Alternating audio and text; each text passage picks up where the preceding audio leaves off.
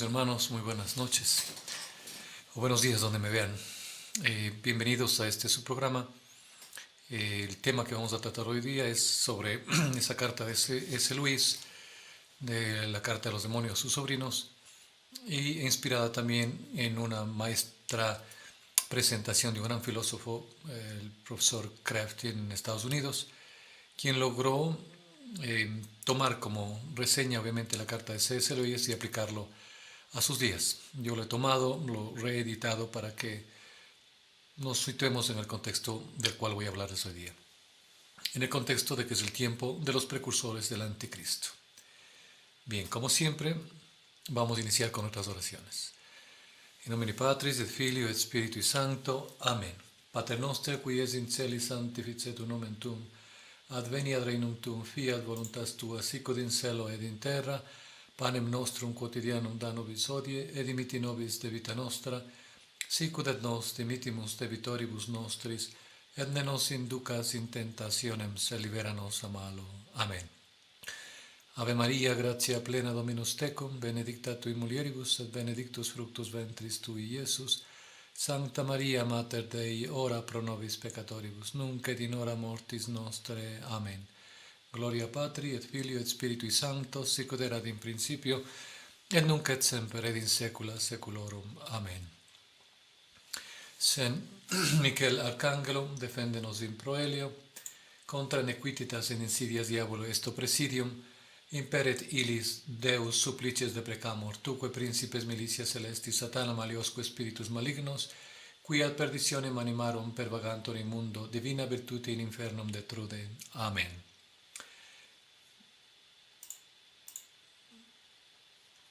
Bien, queridos hermanos, vamos entonces a iniciar. Perdón un momentito. Vamos a iniciar esta presentación de la guerra espiritual en el contexto de que es el tiempo de los precursores del anticristo. Bien, voy a dar inicio con algo que ya he mencionado a ustedes en algunas otras presentaciones, esa carta maravillosa que nos dejó San Juan Pablo II en el Congreso Eucarístico de Filadelfia. Abro comillas, nos dice: estamos ahora ante la confrontación histórica más grande que los siglos jamás han conocido. Estamos ante la lucha final entre la Iglesia y la anti-Iglesia, entre el Evangelio y el anti-Evangelio. No creo que el ancho círculo de la Iglesia estadounidense ni el extenso círculo de la Iglesia universal se den clara cuenta de ello, pero es una lucha que descansa dentro de los planes de la divina providencia y es un reto que la Iglesia entera tiene que aceptar. Pero la confrontación sigue ahí y la presencia de Satanás en la historia habrá de hacerse más fuerte a medida en que el hombre y la sociedad se alejen más de Dios, hasta llegar a un grado tal en que, como dijera la Madre de Dios en 1917, durante sus apariciones en Fátima, todo parezca perdido. Bien, para hablar de esta guerra, obviamente en el contexto en el que nos estamos situando, de esta guerra espiritual, para ganar cualquier guerra y toda clase de guerra, creo que las tres cosas más necesarias que debemos conocer son, primero, de que estamos en guerra, quién es nuestro enemigo y qué armas o estrategias pueden derrotarlo. No podemos ganar una guerra en primer lugar si dichosamente, ondeamos banderas de paz sobre el campo de batalla. O segundo, si estamos demasiado ocupados luchando guerras civiles en contra de nuestros aliados. O bien, en tercer lugar, si estamos usando las armas equivocadas. Por ejemplo, hay que combatir el fuego con agua, no con fuego. Así que voy a dar inicio a mi exposición con unas cuestiones elementales muy básicas. El reconocimiento de que estamos en una grave crisis cultural, religiosa, social y de identidad en el mundo. Así podremos asegurarnos de que todos sabemos al menos este mínimo. Supongo que no les iba a interesar esta charla de cómo ganar la guerra espiritual si ustedes pensaban que ya son perfectos. Bien, pero antes de ganar la guerra me gustaría hablar de cómo perder la guerra. Tal vez les resultará un poco confuso el tratar de seguir la línea de pensamiento que voy a seguir, ya que todo aparentemente está patas arriba. Doy inicio con el famoso libro de ficción de C.S. Lewis, Cartas del diablo a su sobrino, con el personaje diabólico superior o más antiguo, Scrutopo, que serían las cartas de Scrutopo. Para que sea fácil su seguimiento, les doy un ejemplo. Cuando Scrutopo se refiere a Dios, él usa el nombre de el enemigo. Entonces tengan en cuenta esto para que cuando yo me refiera, obviamente, al enemigo, saben que Scrutopo se está refiriendo a Dios. Dicho esto, empecemos. Hola, ¿cómo estás? Dice.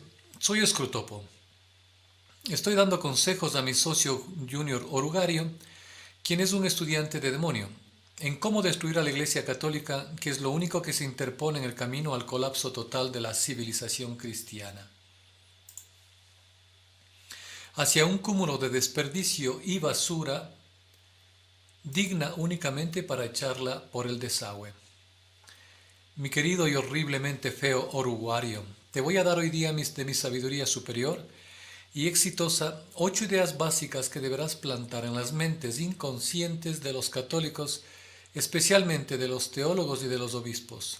Recuerda, Judas Iscariote fue un obispo, para que así continúen perdiendo las batallas como lo han venido haciendo tan espectacularmente en los últimos 40 años.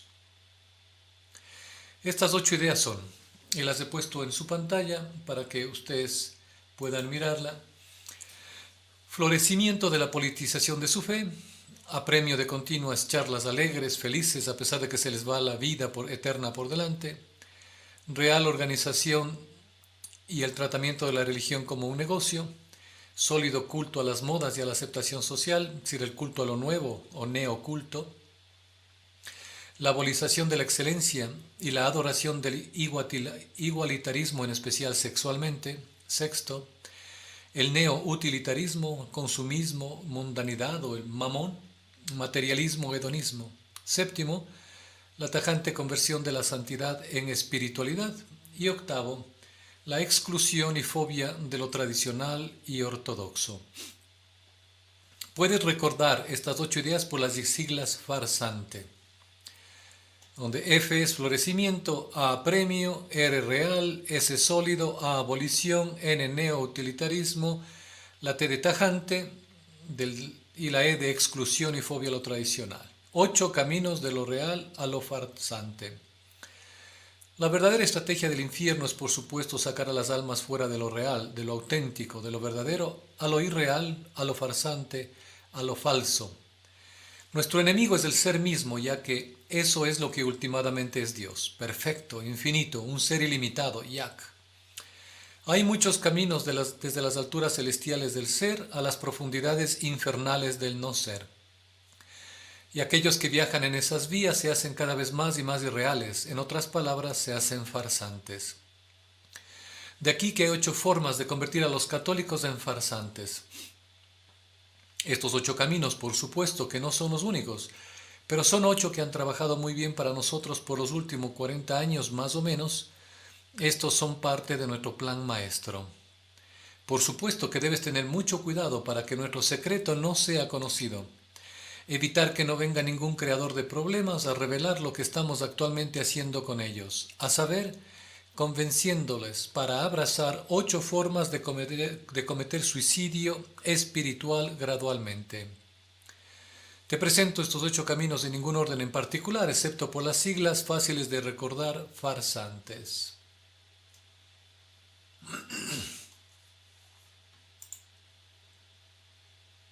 Bien, vamos al... Ya.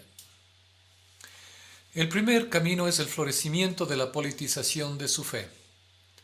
Hemos persuadido a los católicos ecuatorianos que traten a su religión como una especie de política, y su política como una especie de religión. Por ejemplo, en la República Popular de Quito, los católicos aquí son conocidos como el Partido Democrático en Oración. El tratar a la política religiosamente, por supuesto, es una forma de idolatría, y todas las formas de idolatría son de mucha ayuda para nosotros. Por lo tanto, no importa si adoran al burro o al elefante, siempre y cuando que no adoren al enemigo. Puedes ver que tienen que absolutizar a la política y a que así relativizan a la religión. Todo el mundo necesita un absoluto en alguna parte. Así hemos persuadido a muchos de ellos a juzgar su fe por la norma de lo políticamente correcto, en vez de al revés, para que así relativicen todo lo sobrenatural y absoluto y absoluticen todo lo natural y político, como por ejemplo una agenda política en particular. Y si ellos luchan en un importante tema de la guerra cultural como un valor absoluto, como el aborto o el matrimonio homosexual, o la anticoncepción o la revolución sexual, incluso los tradicionalistas a veces pueden ser tentados a utilizar su religión para justificar sus objetivos políticos. El truco está en conseguir que concentren todas sus energías en el éxito político, con respecto a ese único tema solamente, y hacer que traten al resto de su fe como un simple medio para ese fin. Lo mejor de la politización, obviamente, es que pueden hacer que sacrifiquen personas concretas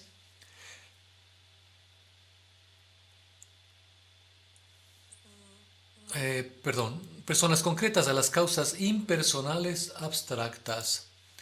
Incluso pueden llegar a creer que ellos son los santos y los héroes de la caridad, porque su corazón sangra por personas que nunca habían conocido en algún lugar lejano, incluso mientras descuidan a las personas más cercanas a ellos. En otras palabras, haz que amen a la humanidad en lugar de a su prójimo. Te sorprenderás al ver lo fácil que es conseguir en ellos un estado de ánimo donde realmente se sorprendan si alguien les señala que ninguna vez en la Biblia se dice que hay que amar a la humanidad. Esa nube de idealismo glamoroso, glorioso y abstracto, pero en cambio, que siempre les dice de amar a su prójimo, ese gordo, feo, inconveniente, idiota, poco espectacular con el que viven y duermen. Por encima de todo, mantenedlos enfocados en lo que otras personas deberían hacer. No dejes que ninguno de ellos se haga a sí mismo el objeto de su propia pasión. No dejes que ellos exijan de sí mismos en convertirse en santos. Sugiéreles que sería egoísmo el trabajar apasionadamente por su propia perfección de la caridad. Por supuesto, esa es la mentira más grande en el mundo, dado que la esencia de la santidad y la caridad es la generosidad. Pero como uno de nuestros discípulos más exitosos, Adolfo Hitler, tan brillantemente se dio cuenta de que a menudo los hombres pueden ser engañados con una gran mentira más fácilmente que por pequeñas mentiras.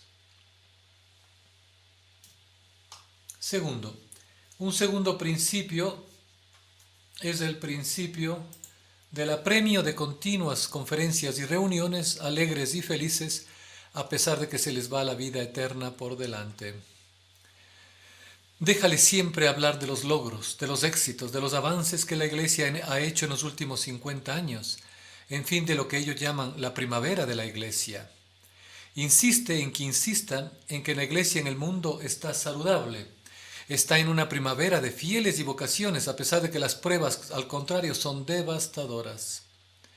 Manténlos en esta idea implacablemente las 24 horas del día, los 7 días de la semana. Mantén esa sonrisa ciega en sus rostros y con las manos levantadas. Haz que se olviden de que ellos son profetas y si se acuerdan, hazles creer que no es socialmente rentable hoy en día ser un profeta. Por supuesto, esa es realmente otra obvia gran mentira. Y eso es lo que hace que sea tan gustosa para nosotros. Mantén, si se puede, ignorantes de los hechos a los laicos, y si no se puede, mantenerlos fuera de su mente, manténlos fuera de su voluntad. Así, a pesar de que sus mentes no son ignorantes, su voluntad ignorará la abominación de la desolación que ha eliminado más de la mitad de los sacerdotes de sus iglesias, casi 70%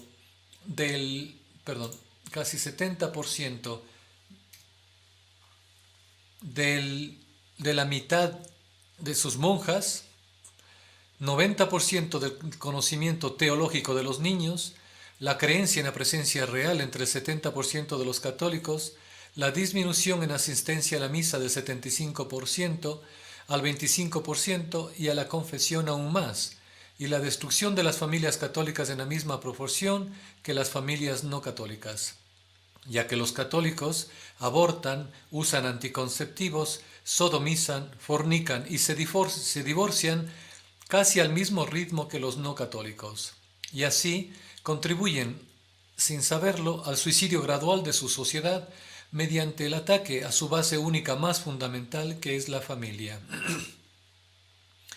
En medio de esta devastación, manténlos felices hablando, manténlos diciendo paz, paz cuando no hay paz, exactamente igual que los falsos profetas en la Biblia.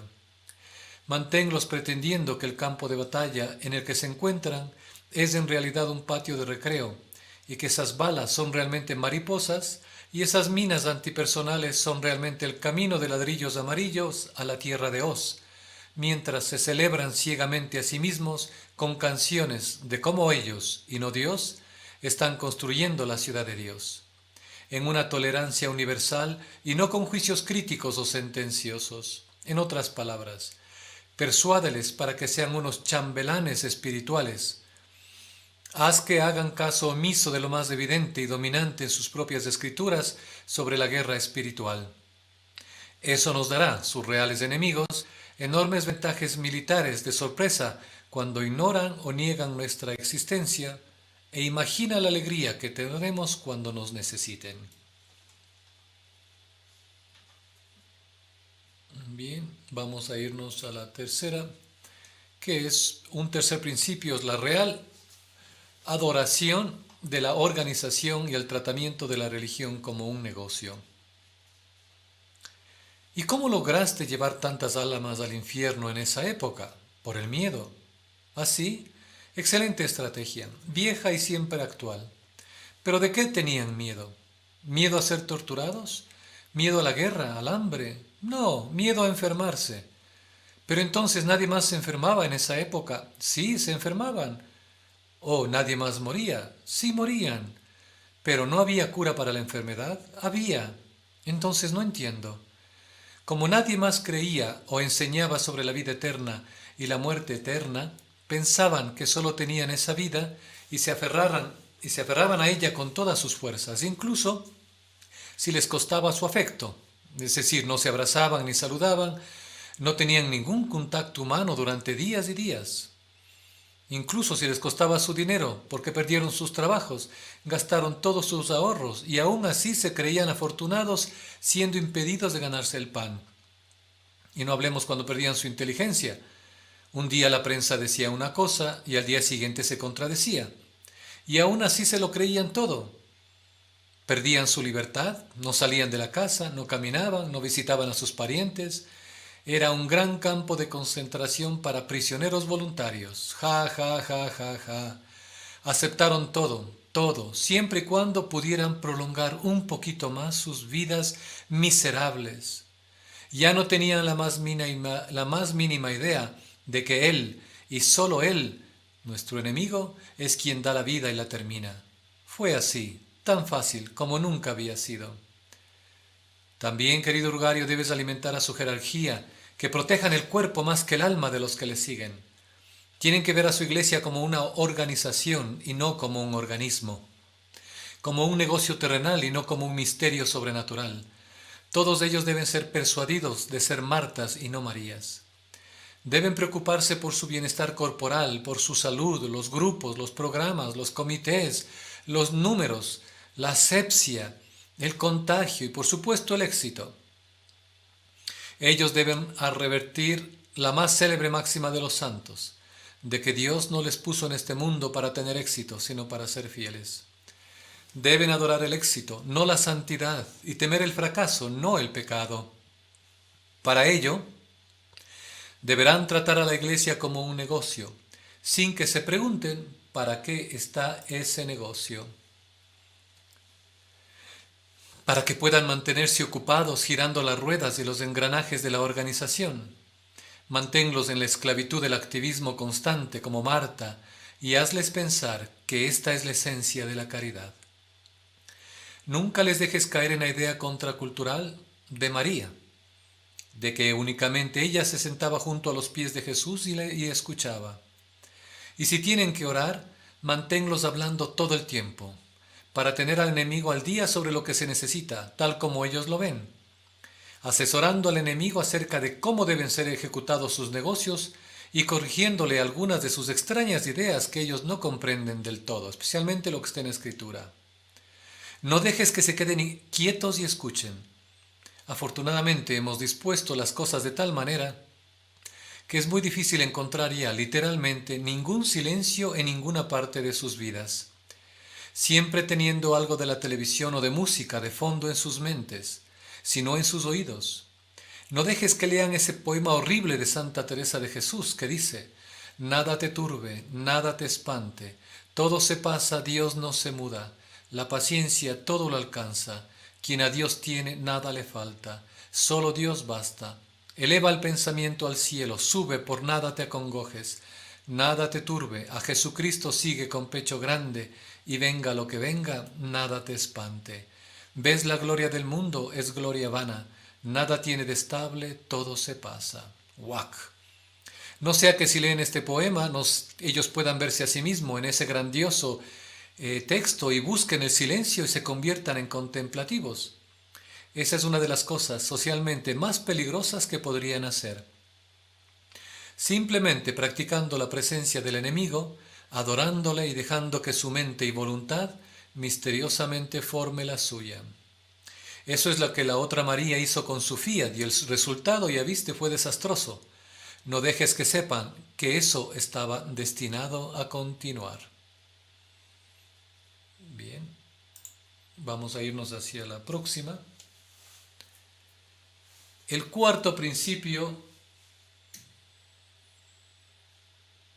es el sólido culto a las modas y a la aceptación social, el culto a lo nuevo o al neoculto. Deja que sustituyan la verdad por lo nuevo y que digan la verdad con un paño en la boca. Después de todo, lo que es nuevo es fácilmente apoyado por la santa lectura de sus periódicos. La pregunta de Poncio Pilato, cuando cuestionó lo que es la verdad, puede crear un sendero de seguridad al espacio de los escépticos, incluso cuando se les hace literalmente a la cara de la verdad misma, justo de pie enfrente de él. Si llegasen a admitir la realidad de la guerra cultural y la necesidad de la guerra espiritual, al menos les puedes persuadir a ignorar todas las armas más potentes que el cielo ha previsto por más de 2000 años contra los principados y potestades del infierno, desestimándolo todo como pre-Vaticano II.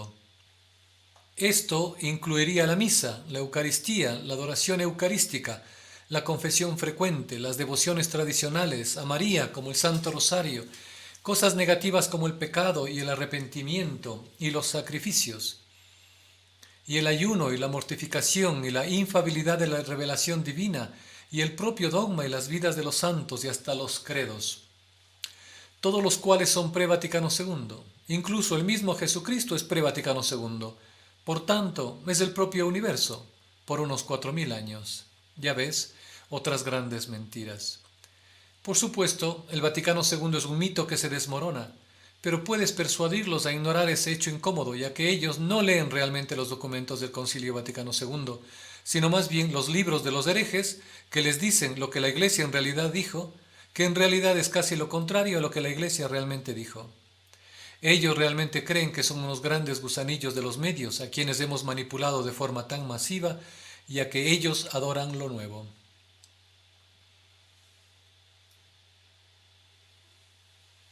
Quinto, abolición de la excelencia y la adoración del igualitarismo, en especial sexualmente. Hazles creer que el igualitarismo es la más alta sabiduría en todas partes, incluso en relación en la cosa donde son más apasionados, el sexo. Por supuesto que el enemigo inventó esa cosa peligrosa e hizo de hecho al hombre y a la mujer superior e inferior entre sí. El hombre superior a la mujer por ser hombre y a la mujer superior al hombre por ser mujer. De hecho, esta es una de las grandes pasiones, la alteridad del otro. Pero hemos logrado etiquetar estas invenciones del enemigo como sexismo y persuadirlos de que no son realmente superiores o inferiores en nada, sino iguales. Así, las diferencias de colores entre rojo y verde se borran en un marrón aburrido, y la diferencia entre la belleza del blanco y la belleza del negro se reduce a un aburrido gris. Así, al mismo tiempo, hemos hecho a la cultura la más sexualizada y la menos sexualizada de la historia.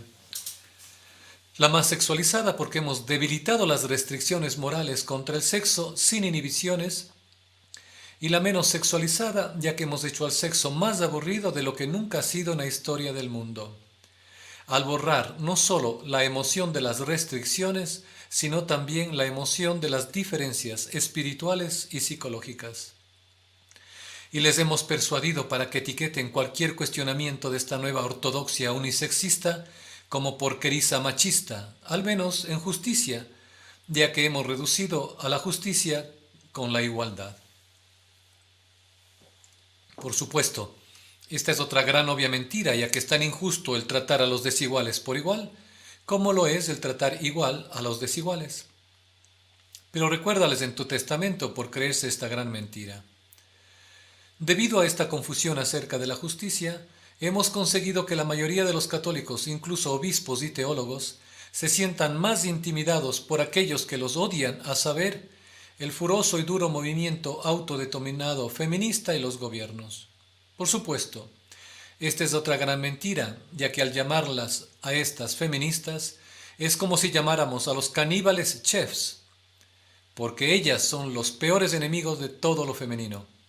Tienen resentidos sus vientres porque quieren ser lo más calientes y egoístas e irresponsables como el hombre que las usa y abusa de ellas. Mucho más que cualquier machista puede hacerlo, ellas odian y temen la obra maestra de Dios, que es la feminidad. Así que naturalmente ellas dicen ser las amantes y defensores de la misma feminidad. Debemos ayudarles a reemplazar a la Madonna, es decir, a la Virgen, con Madonna la cantante, como su imagen de lo que es una mujer, sustituyendo así a la Madre Virgen con la antivirgen y antimadre. Así este será el primer paso hacia la sustitución de Cristo con el anticristo. Persuádales a tratar a María como un suave, azucarado, dulce, frágil, inocente objeto de devoción para las señoras un poco viejas y para los viejitos. No dejes que se les vea con el arma más poderosa de Dios contra nuestro Padre allá abajo, que es el rosario. La nueva Eva, que revierte el pecado de la primera Eva y cuya semilla aplastará la cabeza de nuestro Padre de allá abajo. No dejes que lo que ocurrió en México hace 5 siglos vuelva a suceder. Mantén a los aztecas en el poder. Los ecuatorianos sacrifican hoy en día más o menos a uno de sus 3 o 4 niños por nacer al Señor de la Muerte, exactamente como los aztecas hicieron a uno de cada 3 o 4 de sus hijos nacidos. No dejes que una llegada espiritual de un nuevo Cortés ponga fin a eso y allane el camino para otro milagro de Guadalupe.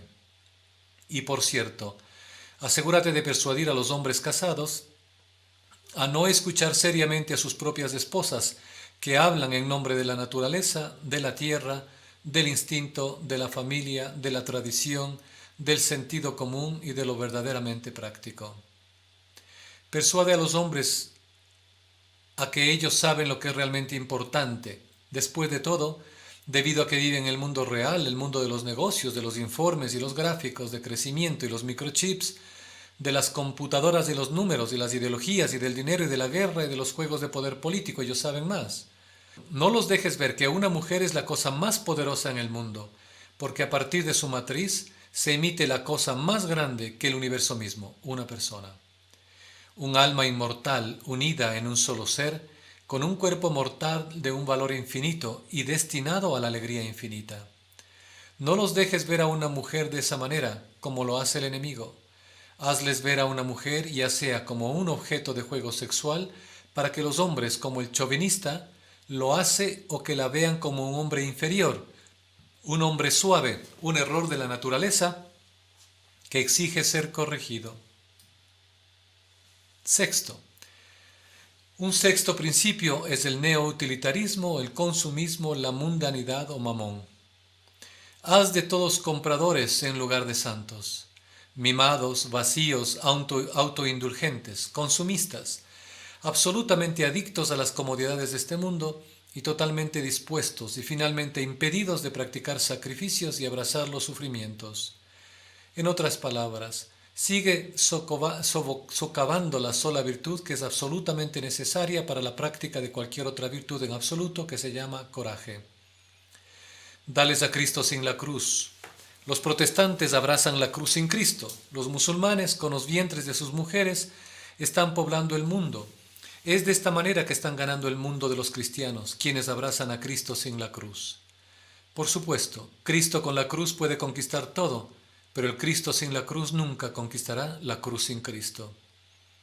Para aquellos que tienen a Cristo sin la cruz, no tienen el Cristo real en absoluto, sino una revisión vacía de su propia invención.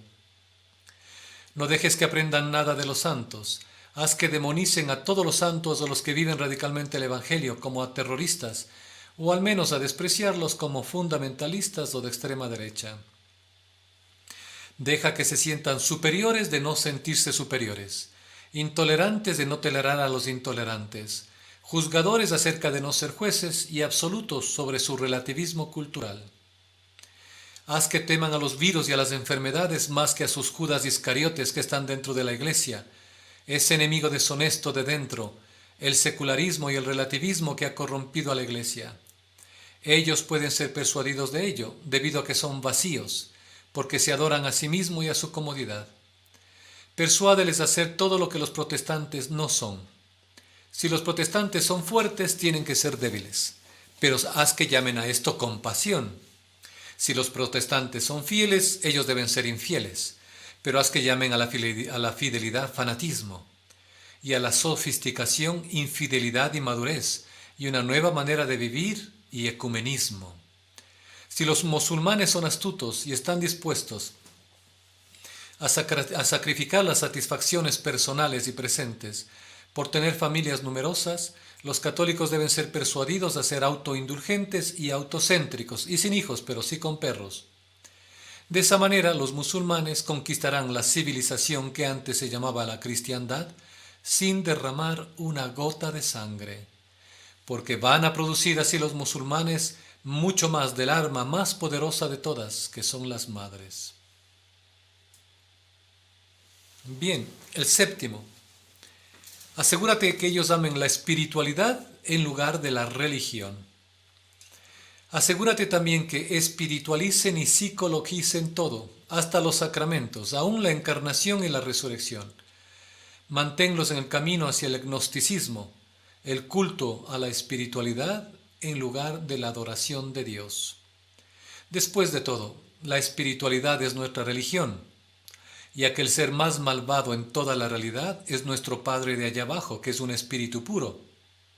Oh, la materia, por otro lado, es buena, porque fue creada por el enemigo, quien continúa su encarnación en ella a través de la materia de los sacramentos.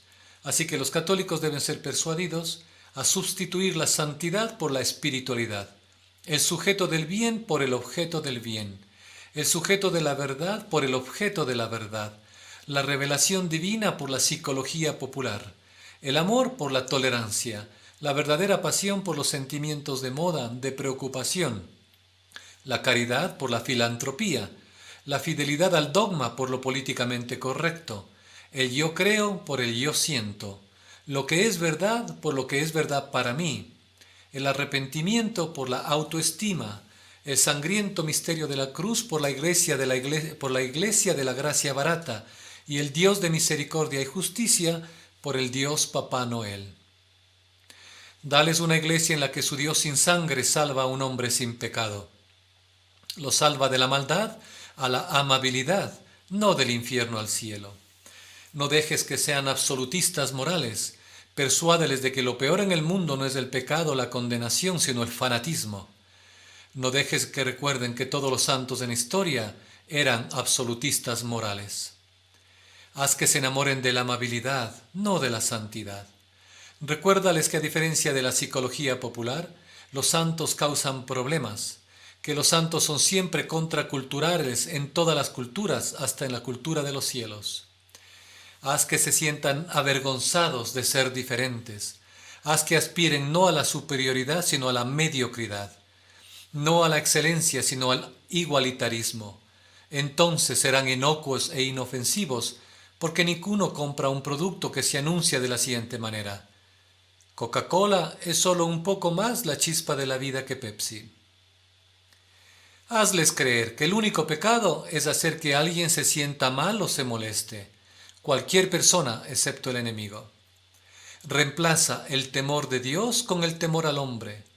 Hazles creer que Jesús les prometió que el mundo los amaría. En realidad, Él dijo que lo haría, que lo amaría del mismo modo que lo amó a Él. Engáñales para que no se den cuenta de esta ironía y que se olviden de que el mundo tanto lo amó que le asesinaron. Por cierto, asegúrate de que no vean esa película peligrosa en lo que llaman Semana Santa, que es, ya sabes cuál, la de aquel hombre desagradable Mel Gibson. Inocúlalos contra esta, llamándola por nombres como sádica y primitiva y simplista, y si tienen que verla, no los dejes que la vean solos. Cuanto más les persuadas de estas cosas, se harán más cómicos.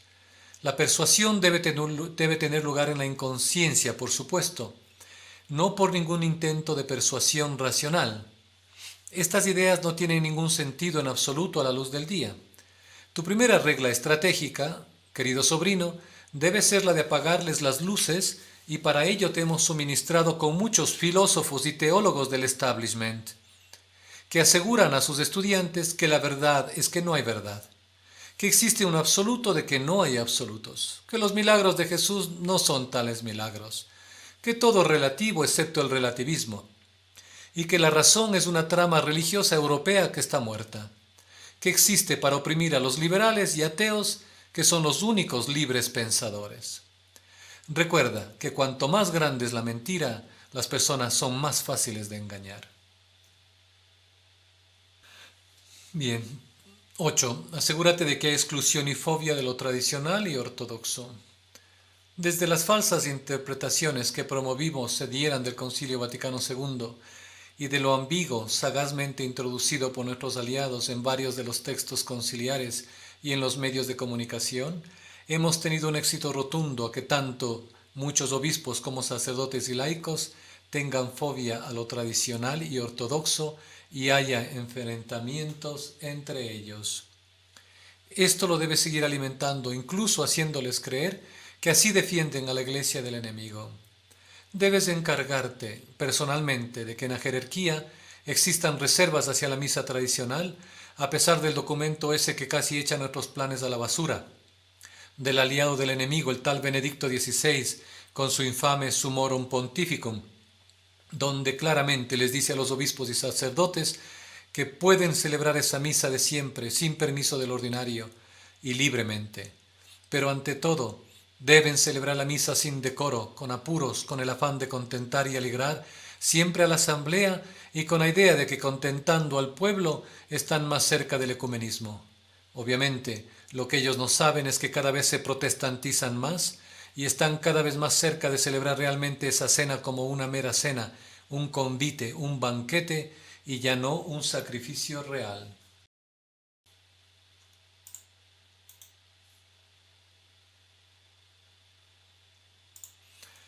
Bien, deben seguir creyendo que lo tradicional y los tradicionalistas son los verdaderos enemigos de la Iglesia y que son ellos y no los mismos católicos herejes, blasfemos, apóstatas, los que llevan al cisma tan querido por nuestro Padre de abajo. Continúa con el plan maestro de que se eliminen totalmente la enseñanza de los seminarios, de latín, de la doctrina de los padres y doctores de la Iglesia, de todo lo que huela a ortodoxo y tradicional. Así seguirán estos seminarios siendo semilleros de prosélitos nuestros y maestros modernistas y pseudoteólogos que sin saberlo están a favor de nuestros planes, ya que creen que todo lo hacen por amor a los pobres y por el enemigo. Sigue alimentando en los seminarios, en los nuevos candidatos a sacerdotes y en los sacerdotes actuales la creencia que tan hábilmente nuestro Padre de abajo logró introducir de que el hábito no hace al monje y que se sigan despojando de las sotanas y de todo lo que les pueda identificar como un testimonio vivo de su sagrada misión, tan aborrecida por nosotros. Así hazlo igual en los monasterios y en las órdenes religiosas. Hazles creer también que deben mostrarse al mundo como son y que deben vestirse como el pobre pueblo, para que se sientan identificados con los pobres y los que sufren. Esta táctica nos ha dado tan buen resultado que hemos logrado ya vaciar seminarios, conventos y vocaciones en todo el mundo. Cuida que nadie pretenda volver a vestirse con esos horribles trajes negros o esos hábitos que tanto daño nos hicieron en tiempos pasados. Instiga en sus mentes que eso es medieval, es anticonciliar y antiecumenismo. Prosigue con el plan tan hábilmente y maquiavélicamente planificado por nosotros para la destrucción de todo lo sagrado de los templos hasta que lleguen a poner el ídolo abominable en el lugar de Dios. Mantén en la ignorancia a los católicos que sigan con la insensatez de los hombres de esta sociedad, donde su alma es ya carnal y mundana antes que divina. Con todos tus medios debes evitar que no despierten de ese sueño y de las vanidades donde viven, y evita con toda tu horripilante influencia que busquen al enemigo, especialmente en esos lugares horripilantes que llaman capillas de adoración.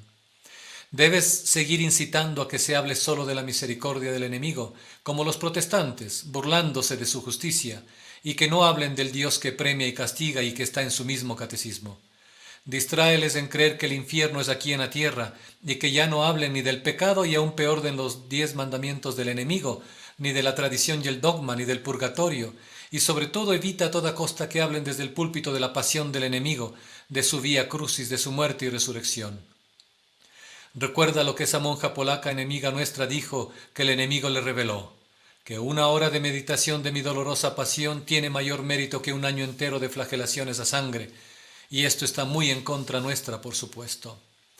Debes saber, mi querido y horripilante orugario, que a ellos les gusta hablar y que les hablen más de la resurrección, de la misericordia, del amor, del perdón y de que intervengan todos los laicos en todos los puestos en iglesia, y así resaltan los aspectos más agradables del enemigo y callan las verdades más desagradables y fuertes para vivir la fe verdadera. Así faltan a la verdad del Evangelio, cambiando ellos mismos sus palabras e interpretándolas a su manera, y de esa manera se encaminan a ser discípulos nuestros, porque la palabra del enemigo, y ellos no lo saben, no es ambigua. Mi querido orugario, acelera y afina tu trabajo, ya que todo esto está causando en muchos jóvenes que han sido expuestos en algunos países a la misa tradicional y a lo sagrado, cierto recelo y desconcierto, y estos jóvenes están terminando uniéndose a estos fanáticos de los tradicionalistas. Cuida mucho de que en las misas que asistan todo sea del mundo, la música que sea mundana y no litúrgica, que vayan a cantar los laicos sus canciones, que se sientan estrellas para que los ojos estén fijos en ellos y no en el enemigo, que haya muchos laicos en los altares y que el sacerdote tenga su merecido descanso y que los laicos den la comunión, que sean ellos los ministros del altar, que las misas sean lo más alegres que puedan y así relativicen el verdadero propósito de la Eucaristía, que siempre traten de mantener feliz a la audiencia y que su comportamiento no difiera en nada de una tarde en un cine viendo una película con canguil y Coca-Cola incluida.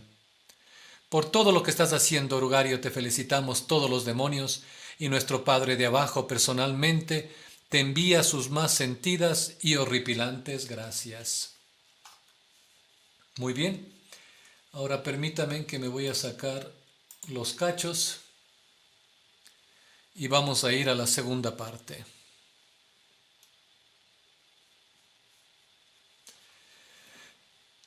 Bien, voy a presentar ahora 7 puntos como consejos sobre cómo no perder la guerra cultural. Si conocemos ya la estrategia de Scrutopo, sabemos también la contraestrategia de Cristo. Primero, dad al César lo que es del César, sus monedas sucias, con su horrible imagen en ellas, y dar a Dios lo que es de Dios, tu hermosa alma con su bella imagen estampada en ella. Puesto que están luchando la guerra de Cristo, usen las armas de Cristo. Y vamos a ver, obviamente, cuáles son estas armas de Cristo. No es la política, no es el poder, no es el pragmatismo, no es la persuasión por la diplomacia. Cristo podría usar todas esas armas y ganar el mundo. Si él hubiese marchado sobre Roma, él hubiese podido convertirse en el nuevo César. Hubiera funcionado, pero en cambio se dejó crucificar por el César. Parece una locura, pero ganó algo mejor que el mundo, ganó el otro mundo. y Él nos pidió unirnos a su reino, no al del César. Jesucristo no está de candidato a presidente. Es muy tarde para entrar en la política. No politicemos la fe. No inviertan los medios y los fines, lo natural y sobrenatural, lo temporal y eterno. La participación política, el activismo social y la justicia social y la paz social son todas cosas muy pero muy buenas, pero no son Dios. Solo Dios es Dios. No hay más Dios que Dios. ¿Cuáles fueron las armas de Cristo y por supuesto no en la política? Solo dos: la verdad y el amor. Porque eso es todo lo que Dios está, de lo que Dios está hecho. La Trinidad no es un sistema político, es una familia y también lo es la Iglesia. La política al final tiene que estar basada en la fuerza y en los soldados, en los policías y en los abogados. Segundo, paren ya de predicar y de pedir prédicas falsamente optimistas. Ustedes están en guerra, cállense y luchen con fortaleza, gozo y alegría, porque esta guerra contra los principados y potestades esparcidos por los aires es la única guerra absolutamente justa en el universo. Mantengan su cabeza alta, ya que es una guerra gloriosa. Si no puedes creer que cualquier guerra puede ser gloriosa, vuelve a leer a San Pablo, o mira El Señor de los Anillos, o vuelve a leer a Tolkien. Tú estás en ese libro, hombres de verdad están en ese libro. Eso no es un mito, es verdad. No sean hombres y mujeres de la organización. Tercero, si tú eres un católico, tú formas parte de un organismo y no parte de una organización. Sé María en lugar de Marta, o haz las obras de Marta en el espíritu de María. Cuando Jesús llegue a tu casa, déjale de limpiar la casa y en vez de eso limpia tu mente sentada junto a Él. ¿Qué puede suceder entonces? Lo mismo que les pasó a todos los santos. Oh sí, esto es muy peligroso. No estarás solo, estarás sacudido, sorprendido y destrozado y armado de nuevo, probablemente tranquilamente. Y al orar tampoco seas Marta, en vez sé una contemplativa. Practica la presencia de Dios, que es la esencia de la oración, porque esa es la esencia de la cordura. No te dejes engañar, no seas cómica, sé real, sé santa, vive en el mundo real. El mundo real es el mundo en el que Dios es el origen y el centro y el sentido y el fin de todo, absolutamente de todo. Y la oración es la mejor manera de conseguir al ser santo, para salir de la comicidad hacia el realismo. Cuarto, olvídate de la moda y del nuevo culto. No te apegues al reloj, sino a Cristo, quien es el mismo ayer, hoy y siempre. Sé un absolutista de Cristo. Solo hay un absoluto en toda la historia, una sola realidad eterna en todos los tiempos, una realidad sobrenatural en todo este mundo natural. Es aquel a quien adoramos en la Sagrada Eucaristía, o al menos espero que lo hagas. Si no lo haces, empieza a trabajar de inmediato. Sacrifica 10 de tus 15 minutos con el periódico cada día para la adoración. No lean el Times, lean las eternidades. Dale a Cristo los panes y los peces de tu tiempo, y Él gloriosamente los multiplicará. Él hará cosas por ti. Quinto, debemos conquistar la revolución sexual y la igualdad sexual. ¿Pero cómo? Sugiero un enfoque que puede parecer un poco confuso en un principio, pero es realmente fundamental, porque honra las fundaciones, las causas. El origen del relativismo moral que justifica la revolución sexual no es intelectual, es moral. No estamos confundidos acerca de los morales absolutos. Lo que pasa es que tenemos miedo de los morales absolutos. Nuestro relativismo moral es casi sacrosexual. Casi nadie defiende la guerra nuclear o la trama de los negocios financieros o los derrames de petróleo o incluso el fumar. Pero si tiene algo que ver con el sexo, es justificado, santificado y glorificado, incluso si es un asesinato como el aborto. He aquí 2 ejemplos de asesinatos justificados en el nombre del sexo. Uno es el divorcio. El divorcio es una forma de suicidio y el suicidio es una forma de asesinato. El divorcio es una forma de suicidio, ya que el suicidio de la una sola carne que fue creada por el matrimonio. La unidad básica de toda la sociedad es la familia. Supongamos que existe una sociedad en que la mitad de sus ciudadanos han cometido suicidio. ¿Qué sociedad desesperadamente enfermiza? Bueno, esa sociedad somos nosotros. Y la única institución del mundo que dice no al divorcio es la Iglesia Católica. El 80% de matrimonios, por ejemplo, en Quito, hace 3 años terminó en divorcio, es decir, en suicidios. Pero todo esto que les hablo tiene que ver con sexo. Imagínense que hubiera otra práctica que no esté conectada con el sexo como lo está el divorcio y que tiene los siguientes tres efectos, muy clara y fuertemente documentados. Primero, que el divorcio viola el juramento más grave, la promesa más importante que jamás has hecho en tu vida a la persona más importante en tu vida. Por lo tanto, hizo de ti un mentiroso, un tramposo y un traidor. En segundo lugar, perjudica más profundamente a los niños inocentes que trajeron al mundo que cualquier otra cosa, excepto el abuso físico o sexual directo. Ellos estarán aterrados de por vida y se les hará mucho más difícil el ser personas felices y estables dentro o fuera de sus matrimonios. En tercer lugar, se destruye el bloque de construcción más esencial de tu sociedad y de todas las sociedades en la historia, que es la familia. Así que no solo destruye a la nueva persona de una sola carne que tú y tu esposo trajeron al mundo y la felicidad de los niños para los cuales ustedes son responsables, sino también a toda la sociedad. ¿Podría cualquier sociedad tolerar tal cosa? Por supuesto que no, a menos que fuera parte de la revolución sexual. Y el aborto es el segundo ejemplo obvio. ¿Hay algún otro ejemplo de asesinar a los inocentes que se tolera ahora en nuestra sociedad? Ninguno. ¿Y por qué se tolera este? Debido a que es parte de la revolución sexual. El aborto es sobre sexo, por supuesto. ¿Por qué hay mujeres que quieren un aborto?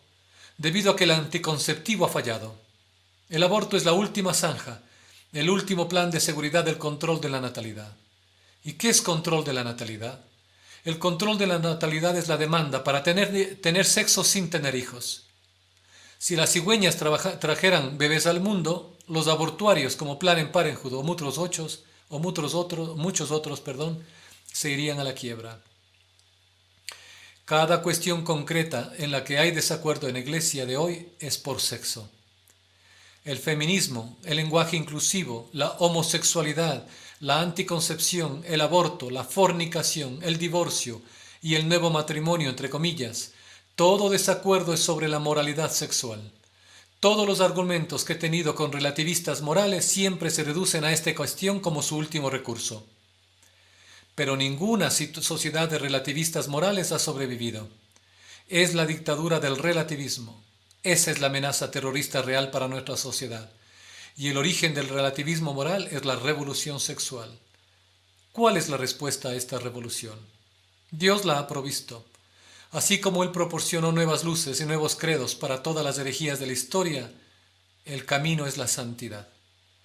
La verdad celestial sobre el sexo es el tapón en el que el tinte de nuestra sociedad se está resquebrajando.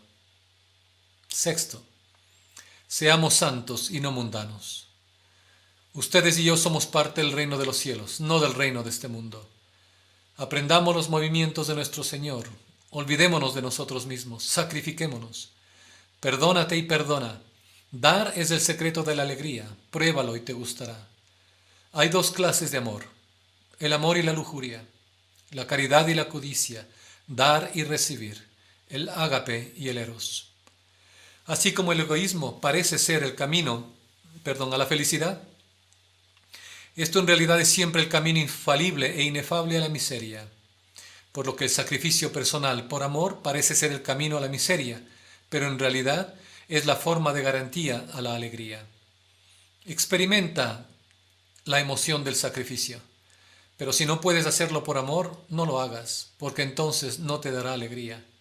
Si no puedes dar alegremente, no des. El Señor bendice al que da alegremente. ¿Por qué los musulmanes están creciendo más rápido que cualquier otra raza o religión? Nuestra propia escritura da la respuesta vergonzosa a este suceso. Y es en parte porque Dios prometió el triunfo sobre ambos, enemigos naturales y sobrenaturales, a todos los que obedecen su voluntad y su ley. Y nos dice en el libro del Génesis: vosotros pues, sed fecundos y multiplicaos y llenad la tierra y sojuzgadla. Y prometió la derrota a todos los que le desobedecen. Si los cristianos continúan con el aborto como lo hacen hasta hoy, la anticoncepción, el divorcio, la fornicación, la sodomía, la poligamia, con el deshonor y la mentira más de lo que hacen los musulmanes conquistarán el mundo cristiano con los vientres de sus mujeres. Nuestra competencia con el Islam no es por el petróleo o el dinero o el poder político, incluso sobre el terrorismo o incluso sobre la guerra nuclear. Se trata de la santidad. Si somos santos vamos a ganar esta guerra. Así es como la hemos ganado en el pasado y así es como la perdimos también cuando lo dejamos de ser. Y así es como tenemos que ganarla de nuevo. El camino para convertirse en un santo es muy fácil de entender y muy difícil de practicar. Se trata simplemente de dar a Dios todo. Y hay una definición de lo que es ser cristiano y es un estado de completa simplicidad que cuesta nada menos que todo. Comienza con la mente. Todo lo que somos está hecho de nuestros pensamientos. Por lo tanto, un pensamiento cosecha un acto, por lo que un acto cosecha un hábito, por lo que un hábito cosecha un carácter, por lo que un carácter recoge un destino. Así que, en palabras de San Pablo, lleva cautivo todo tu pensamiento a Cristo.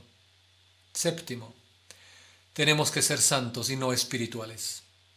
Debemos entender quién es nuestro enemigo, los malos espíritus, no las miserias psicológicas o los ajustes masculinos o las falsas ideologías o filosofías.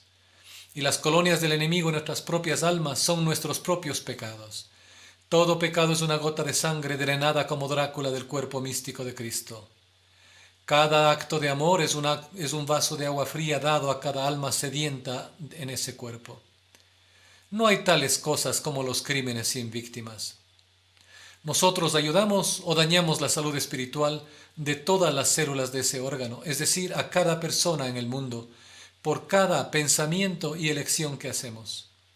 La salvación de todos depende de la santidad de cada uno. Cuanto más amas a tu prójimo, lo más probable es que lo verás en el cielo. Así que, en pocas palabras, sé real, no seas un farsante. Sé santo, es la única manera de ganar la única y valedera guerra. Para finalizar, deseo repetir lo que dijimos en el inicio de San Juan Pablo II. Estamos ahora ante la confrontación histórica más grande que los siglos jamás han conocido. Estamos ante la lucha final entre la Iglesia y la antiiglesia, entre el Evangelio y el antievangelio. No creo que el ancho círculo de la Iglesia estadounidense ni el extenso círculo de la Iglesia universal se den clara cuenta de ello, pero es una lucha que descansa dentro de los planes de la divina providencia y es un reto que la Iglesia entera tiene que aceptar. Pero la confrontación sigue ahí y la presencia de Satanás en la historia habrá de hacerse más fuerte a medida en que el hombre y la sociedad se alejen más de Dios, hasta llegar a un grado tal en que, como dijera la Madre de Dios en 1917 durante sus apariciones en Fátima, todo parezca perdido. Bien, queridos hermanos, les doy las gracias por haberme acompañado en esta noche, en este día para algunos,